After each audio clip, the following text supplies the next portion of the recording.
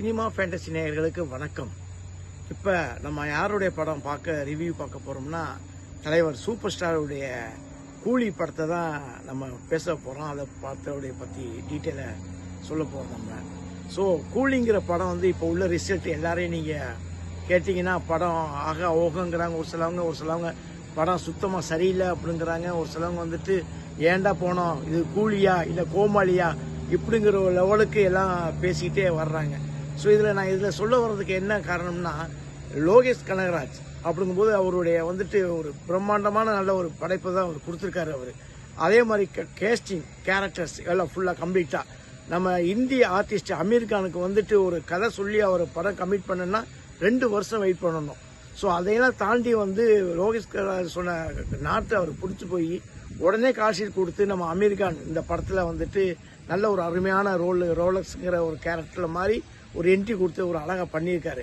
அது மட்டும் இல்லாமல் மற்றபடி உபேந்திரா கர்நாடகா அவரு ஒரு ஆர்டிஸ்ட், அவர் உபேந்திரா, சோபின் சபீர் அவர் ஒருத்தர், சத்யராஜ், இப்படி ஒரு பலதரப்பட்ட பெரிய பெரிய நடிகர்களை வச்சு ஒரு அழகாக பிரம்மாண்டமாக ஒரு இன்ட்ரடக்ஷன் கொடுத்து இந்த படத்தை நல்லா அழகாக பண்ணியிருக்கான்னு தான் எல்லாம் சொல்கிறாங்க. ஸோ இப்போ உள்ள ஜென்ரேஷன் இப்போ உள்ளது எல்லாம் ஓகே தான். ஆனால் படத்தில் கதை மட்டும் கிடையாது.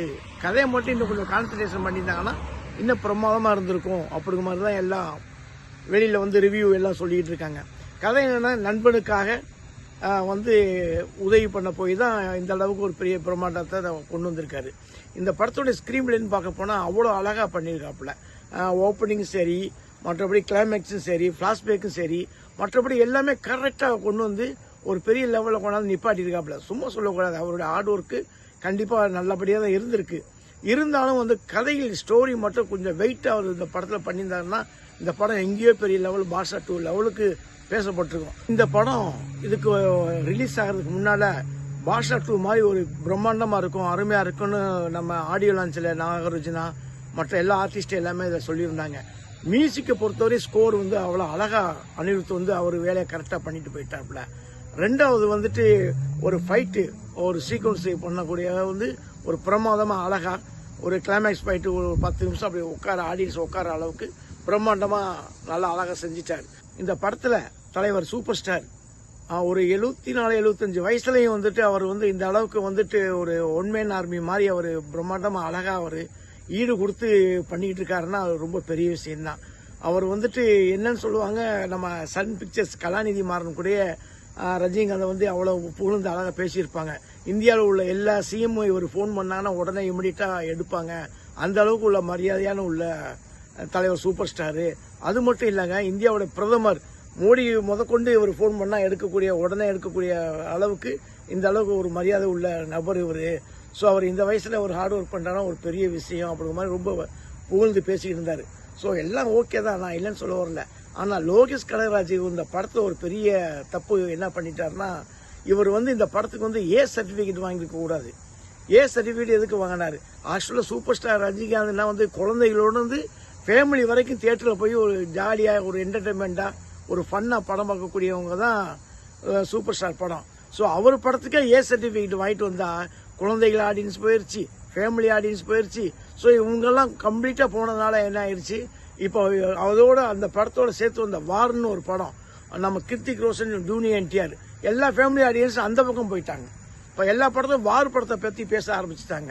யூஎஸ்சியில் தலைவர் சூப்பர் ஸ்டார் படம் கூலி எப்படி என்ன நிலைமையில இருக்கு அப்படின்னு சொல்ல போனால், கரெக்டாக அந்த 3 நாள் 4 நாள் கொஞ்சம் பிஸியாக நல்லா தான் போயிட்டு இருக்கோம். ஆனால் உங்கள் ரிவ்யூ வர வர வர திங்கக்கிழமையில தான் நம்ம கரெக்டாக சொல்ல முடியும் தலைவர் சூப்பர் ஸ்டாருடைய படம் எந்த லெவலுக்கு ஹிட் ஆகுதா இல்லை ஃப்ளாப் ஆகுதா என்ன ஏதுங்கிறத சொல்ல முடியும். ஸோ ரஜினிகாந்தை பொறுத்தவரை அவருடைய படம் பிஸ்னஸ் வாங்கிச்சா, தியேட்டர் வாய்ஸாக எல்லாமே பிஸ்னஸ் பண்ணிட்டாங்க. சன் பிக்சர்ஸ் எல்லாம் சேஃப் தான்.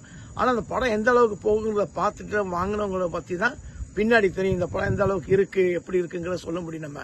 ஸோ இந்த படத்தில் நம்ம என்னன்னா, குழந்தைகளோட பார்க்க வேண்டிய படம், ஃபேமிலியோட பார்க்க வேண்டிய படம். இவங்க ஏ சர்டிஃபிகேட் கொடுத்து அதில் பாதி ஆடியன்ஸ் போயிட்டாங்க. ஆனால் ரசிகர்களுக்காக ஒரு தடவை 2 தடவை பார்க்கலாம். மற்ற ஆடியன்ஸ் படம் நல்லா இருந்தால் மட்டும்தான் திங்கக்கிழமையிலேருந்து இது பிக்கப் ஆகிறதுக்கு வாய்ப்புகள் இருக்குது. ஏன்னா இது தொடர்ந்து கம்ப்ளீட்டாக ஒரு 7 நாள் லீவு நமக்கு.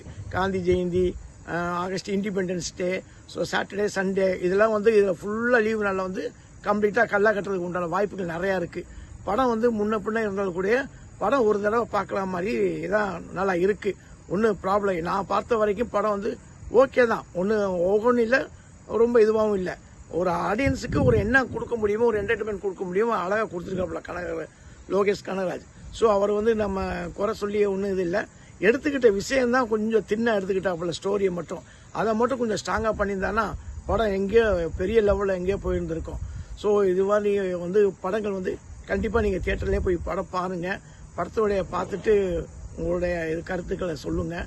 ஸோ நீங்கள் வந்துட்டு என்னுடைய சினிமா ஃபேண்டசி வந்துட்டு லைக் பண்ணுங்கள், ஷேர் பண்ணுங்கள், ஸோ சப்ஸ்கிரைப் பண்ணுங்கள். நன்றி, வணக்கம். இந்த வீடியோ உங்களுக்கு பிடிச்சிருந்தா லைக் பண்ணுங்கள், கமெண்ட் பண்ணுங்கள், ஷேர் பண்ணுங்கள், சப்ஸ்கிரைப் பண்ணுங்கள்.